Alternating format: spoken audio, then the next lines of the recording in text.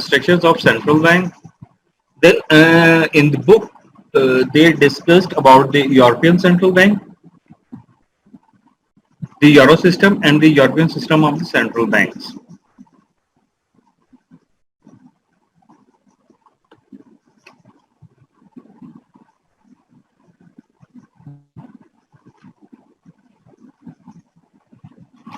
Decision bodies of the ECB.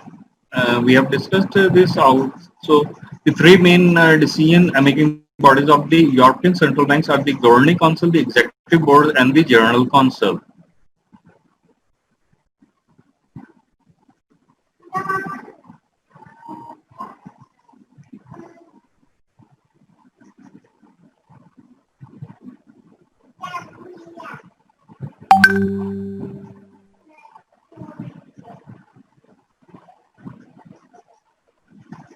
After European system, they are discussing federal system, that is in America,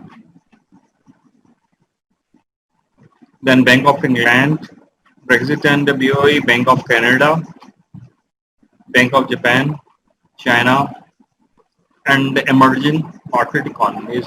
They discuss their systems, their banking system, central bank or reserve bank, whatever its name, in detail. But we will focus towards local, means State Bank of Pakistan. Central banks and independence. During the last 4 decades, both theory and empirical evidence have suggested that monetary policy is more effective when a central bank is more independent. What we have learned with our experience, that the more independent the central bank, the more effective the policy they have. That's why people argument in favor that the central bank's bodies should be independent. There are two key dimensions of central bank independence.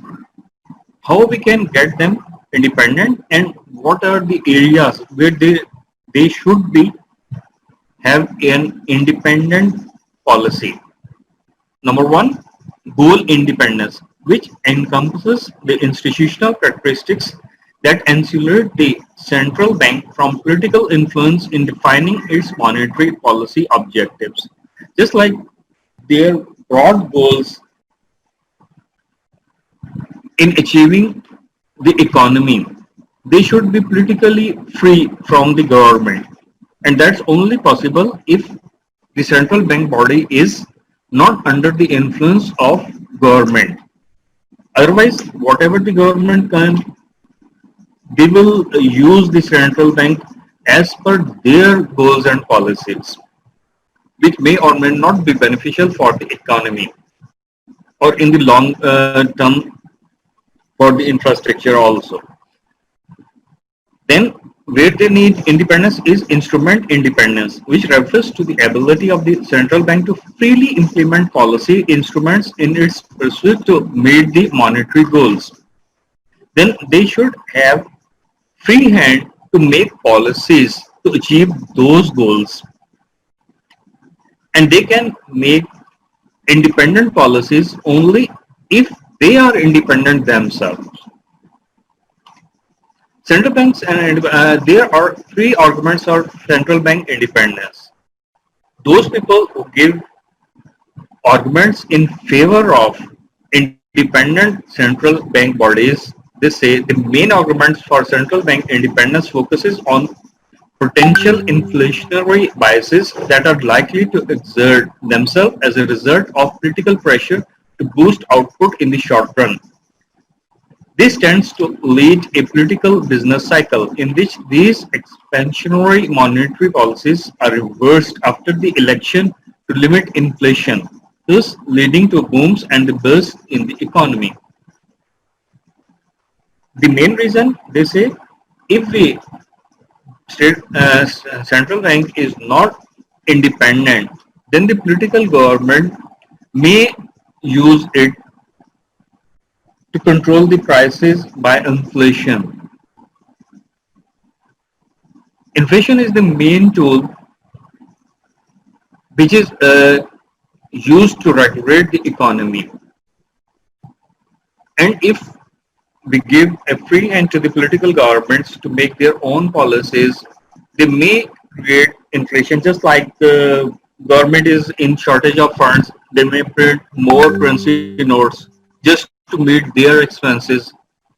But what will happen if they go for this policy? The inflation will increase rapidly,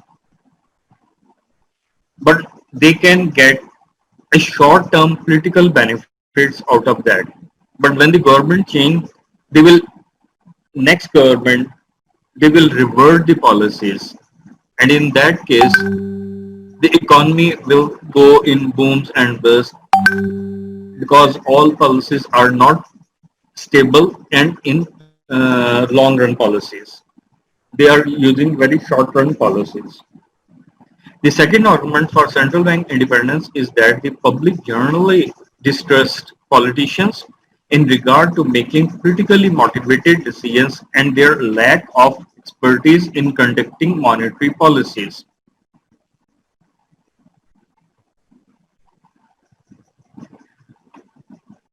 The main second argument is also just like they say generally people, they do not trust their politicians in making political uh, policies which are politically supported. Just like one government is supporting import, other may be concentrating more on exports. One is concentrating on agriculture sector. Second government, they are more interested in have a industrial economy. Likewise, devaluation of the currency. These are the decisions taken by the government. And if state bank is under much influence of political system, then they have to follow the instructions of the government, which may lead to wrong decisions for the economy.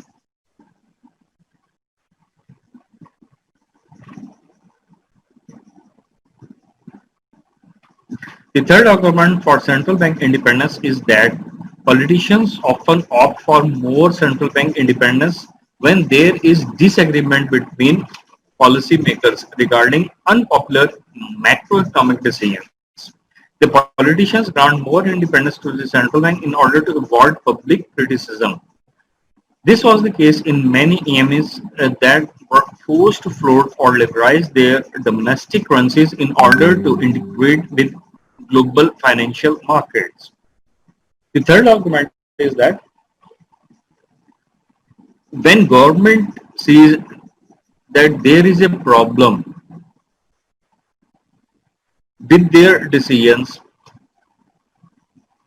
on macroeconomic level and policies maker are not united to draft some policies which are best for the economy, and they have to take some decisions which are not good for the economy just to avoid the criticism of the general public. They give independence to the central bank, and then they say, okay, these policies are made by the central bank, we are not responsible for that. You see, central bank is independent, so they put all the burden of wrong decisions on the shoulders of the independent central bank.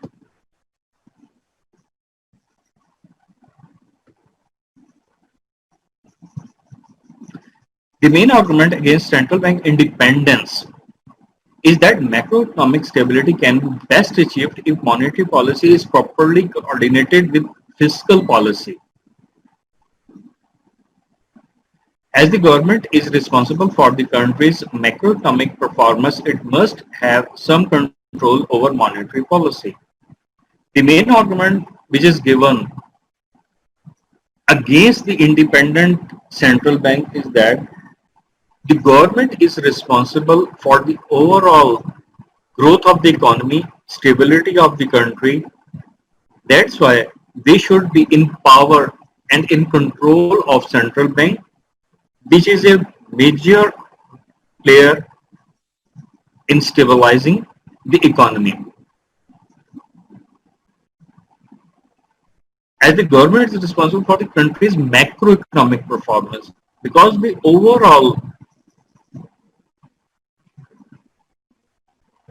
responsibility is of government to run the economy, to look after the welfare of the people. If the state bank is 100% independent and government don't have any say in that in their policy making, then what will be the result? State bank is only dealing with monetary policy and inflation and some other parts. But the overall economy also includes education, health, imports, exports, and some those people which are very vulnerable in the society. Government has to look after all of them. So there should be a coordination in policies. That's why they say and central banks shouldn't be so much independent that government can't make policies as they want to be. Another argument is that central banks are not immune from political pressure. The theory of bureaucratic behavior suggests that the objective of a bureaucracy is to maximize its own welfare, just as consumer behavior aims to maximize personal welfare. Thus, the central bank can pursue a course of narrow self-interest to increase its power and prestige at the expense of public interest. Just like all the departments and all the areas, central banks are not immune from political pressure. They say if they are very much independent, then they will give best and most benefits to themselves. Central bank is free in making policy. They may increase their salaries. They may give benefits to their employees, whatever they can do. It means pursue a course of narrow self-interest. And instead of looking after the interest of the public at large, they are focusing toward themselves and the areas to which they want to benefit. They make all policies whatever the area they want to boost. That's why they say they shouldn't be independent. Government should regularize them. The high correlation between macroeconomics and price stability and central bank independence has led to the trend to enhance central bank independence globally. But globally, what the trend we see in the economy, macroeconomic in the world, that central bank should be more independent so that they coordinate with the economies of the rest of the world. To ensure that central banks do not deviate from their socio-economic goals, most central banks are made accountable to their parliaments and required to become more transparent about their operation. But as the central bank is just a part of government machinery,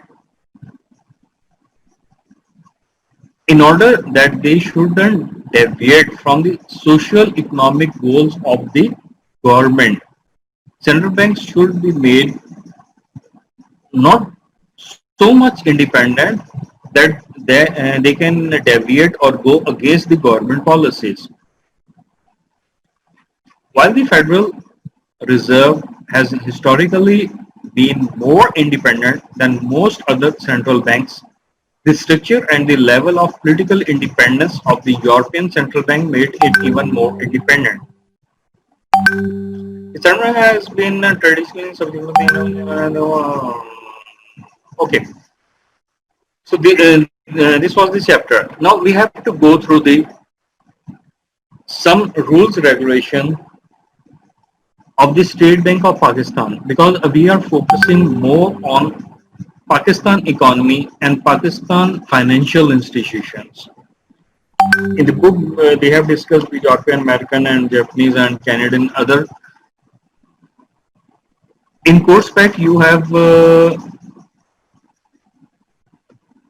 this is the course pack I have sent. This is the last document you have, State Bank Supervisory Regime. Okay.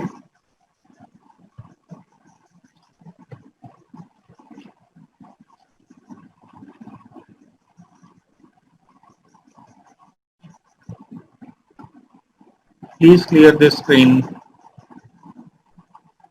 Who made dots on this screen? Please clear it.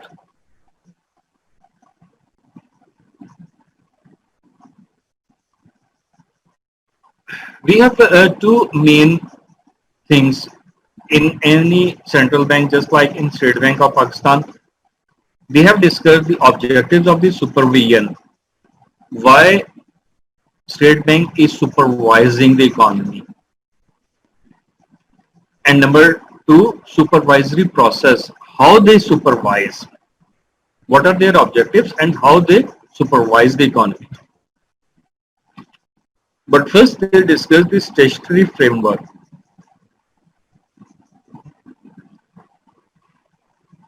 What is statutory framework? State Bank of Pakistan, being the central bank and banking supervisor, has been entrusted their inter alia with the responsibilities of regulating the monetary and credit system of Pakistan and to foster its growth in the best national interest with a view to securing monetary stability and fuller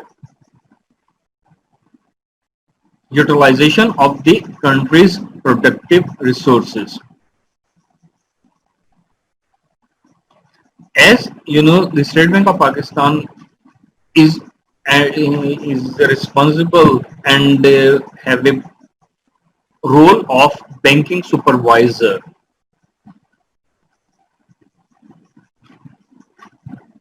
In addition to its responsibility of regulating the monetary and credit system of the Pakistan.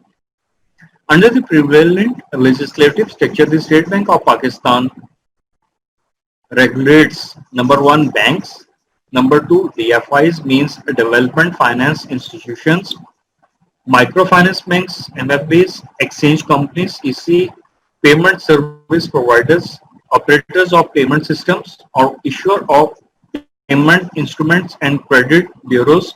On the other hand, Securities and Exchange Commission of Pakistan, SECP, supervise non-banking finance companies, means leasing, investment banks, discount houses, housing finance, venture capital and mutual funds, insurance companies, mudarbas, capital markets and other corporate entities. So in Pakistan, we have two major agencies to control the economy. One is SBP and other is SEP. The departments controlled by the SBP are these, and rest of the economy is controlled by the SECP. State Bank has an elaborate and extensive supervisory framework for the supervision and regulation of financial institutions under its domain. The main objective of this communication paper is to share broad contours of the supervisory regime with the general public and other stakeholders. Statutory framework. State bank को बनाया कैसे गया था, इसके rule regulation किस तरह से draft होकर हम यहाँ तक आए और इसमें कौन सी चीजें शामिल हैं. जब हम स्टेट बैंक की बात करते हैं, State Bank of Pakistan regulates and supervises these things by State Bank of Pakistan Act, Banking Companies Act, Bank Nationalization Act, Microfinance Institution Ordinance, Payment Securities and Electronic Transfer, Foreign Exchange Regulations, and Credit Bureaus. Now come to the objectives of the supervision. Why we need a supervision by the State Bank of Pakistan. Number one, stability of the financial system. The financial system should be stable. That's why we need any body, which is a state bank in Pakistan, to regulate it. A stable financial system is described as condition where the financial intermediations process functions in a smooth manner and public confidence exists in the operations of the key financial institutions and markets. Number two, we have safe and sound financial institutions. The prime focus of SBP regulations and supervision is on the safety and soundness of banks. As we say that the government is responsible to safeguard the interest of the general public. So government, to safeguard the people, they make a department, namely State Bank of Pakistan, who look after that the interest of the public should be safe and there shouldn't be any fraudulent activities by the banks. Financial institutions have more damaging consequences for systematic stability as such institutions transmit problems to another and consequently undermine public confidence. Then we have safe and efficient financial infrastructure. In order to have a safe and efficient financial structure, we need any statutory body, which is SBP. Refers to the platform that provide the services of and facilities underpinning financial marketing activities such as clearinghouse. We have discussed its payment and settlement system. These platforms serve as important part of overall financial system. Because if we don't have this safe and efficient financial system, we can't transfer the funds from one business to other, from one city to another, from one country to another.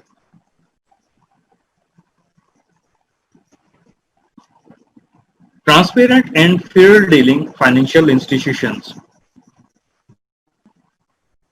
SBC expects financial institutions to adopt fair business practices and high standards of disclosure when dealing with consumers to ensure that all the banks, including DFIs and all these things, they should have adopt fair business practices where they are not going to cheat their consumers and give high standard of disclosure requirements. Whatever the disclosure requirements given by the SBP, they should be disclosed very precisely to all the consumers, whether a customer or public at large. Means when they are giving loan to or making a opening of an account with any customer, they should disclose all rules regulation to that person, that these are the interest rate and these are the policies, these are the consequences, what you can do and what you cannot do. They have to disclose it completely.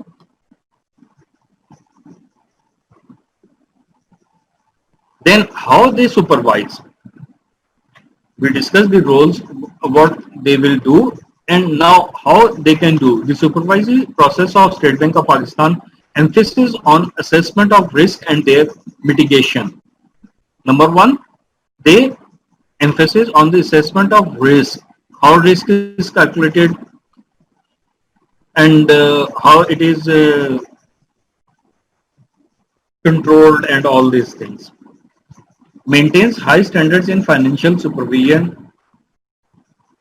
Then they maintain high standard in financial supervision while they are looking after the affairs of the banks which are working under SBP.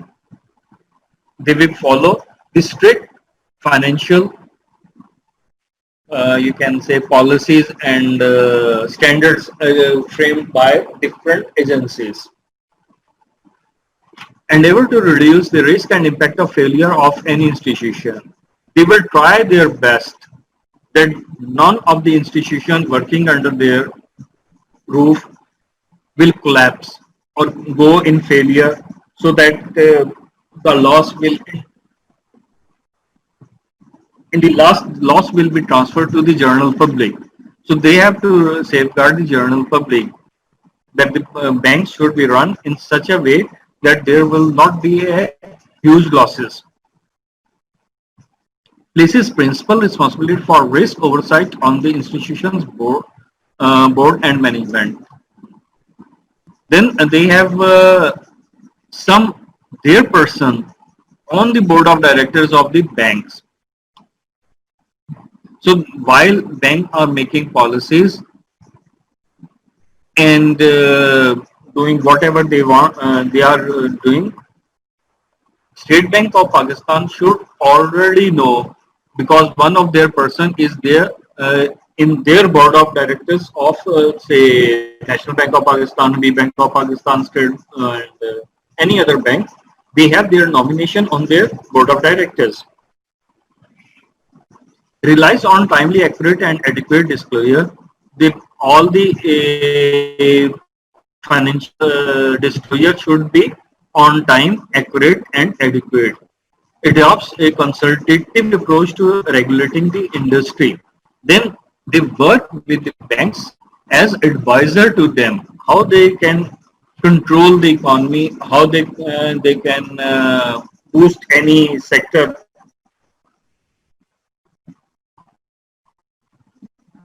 and industry. Emphasis on early identification of emerging risks.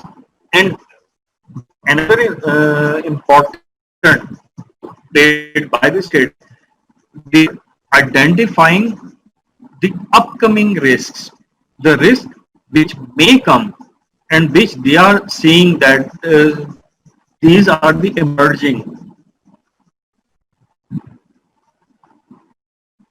They, what you can say, a warning before it happened, that it is going to be happen, so be careful. They are checking themselves and they are also informing and identifying to the banks. Supervisory framework. What is their framework in order to identify potential risks that may impact the safety and soundness of an institution and assess the suitability of various supervisory actions? SVP relies on a variety of supervisory tools to carry out this work, such as regulations, on-site assessment, off-site supervision, surveillance, and informants and regulations. How they supervise the banks? Number one, by regulations. They make regulations for them, what they can do and what they cannot do, how they have to perform their functions. On-site assessment. On-site assessment is the most critical supervisory tool imparted by the SPP to have a good understanding of the institution business, identify potential risks that may impact institutions' reputation, safety, and soundness, and assess the sustainability of various supervisory actions.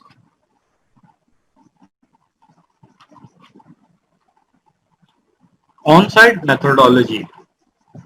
What methods they use while they are in a bank means on-site assessment. The tools used by them is number one, capital.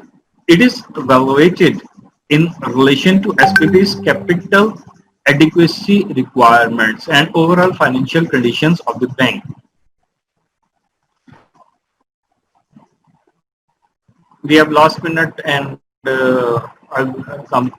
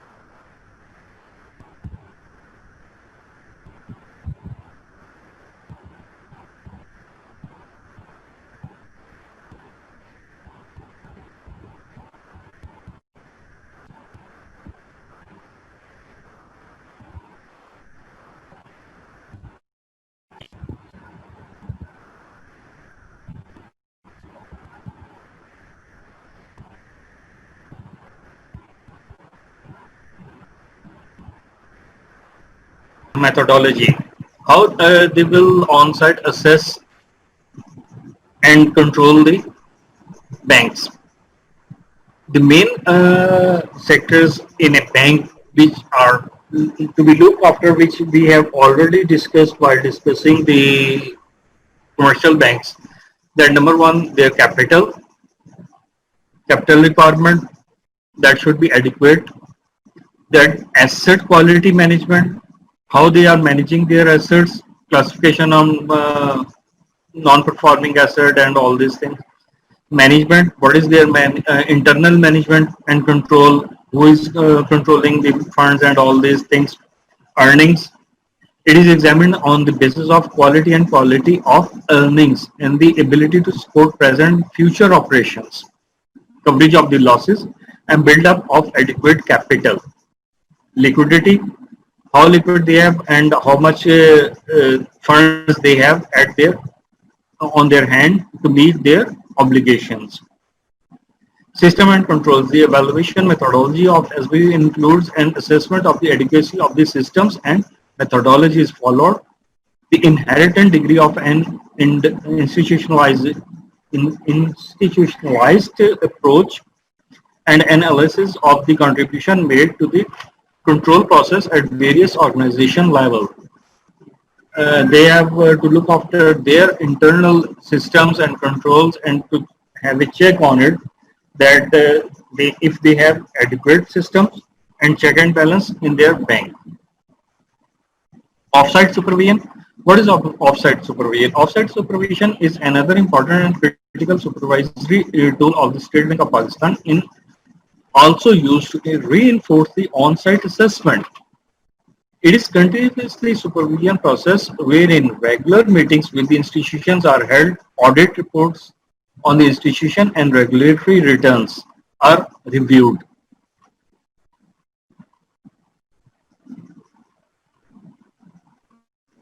And key financial indicators and business judgments are monitored.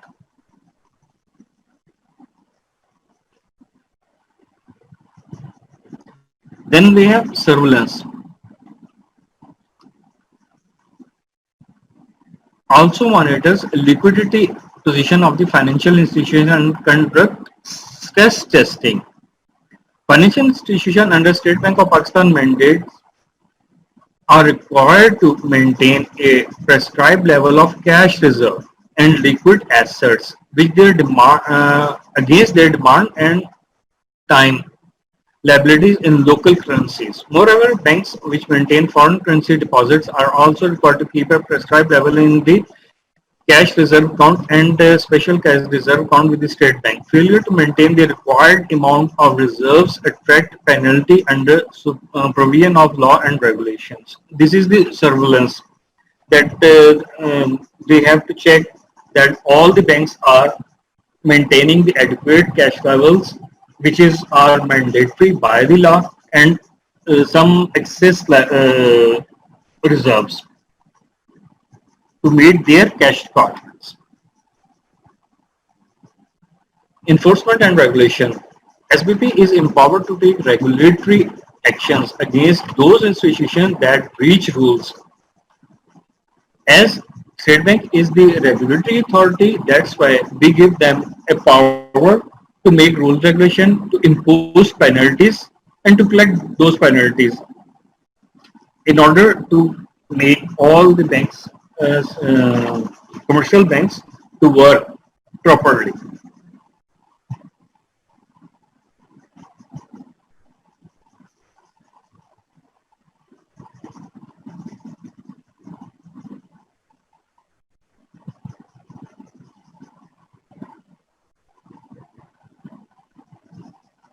What actions State Bank take if there is any irregularity in any bank, or they are not following the directions of the bank, follow and any particular policy in relation to advances deposits. They make a special instruction to any bank regarding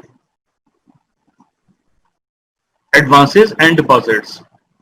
Maintain high level of liquid asset. They may require that bank to maintain a high level of liquid asset, increase the capital level, remove any key executive. State Bank can give directions to remove any policymaker, manager, director, or any one. Reconstruct, amalgamate the institution. They may reconstruct the institution, or if they feel that bank is not going well and its management is not good, or it's not good for the general public and economy to run the bank in this way, they may amalgamate, means merge this bank with another bank, cancel the license, or may they may cancel the license altogether and force that bank to shut down, wind up the institution through High Court, or they may move the High Court to wind up the business of that particular bank and take over all its assets and liabilities to settle the account holders and their shareholders.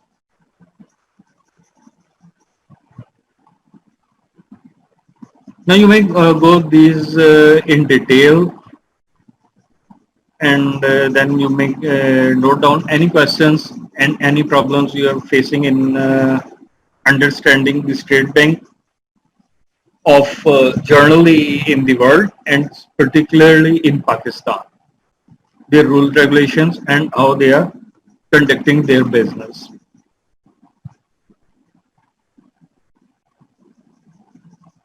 In your book in Michigan, these are the slides are made on the chapter. That's why we are not going to go through the chapter.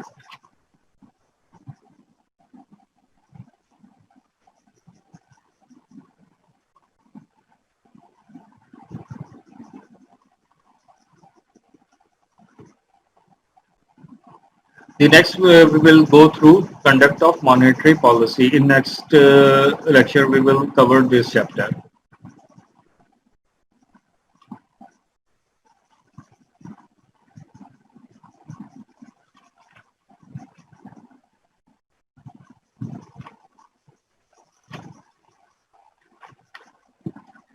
Anyway, you may check this chapter, chapter 9, its slides and State Bank regime, in order to have a understanding of the chapter. And if any problems, you may ask questions. Okay. We will continue inshallah tomorrow with chapter number 10.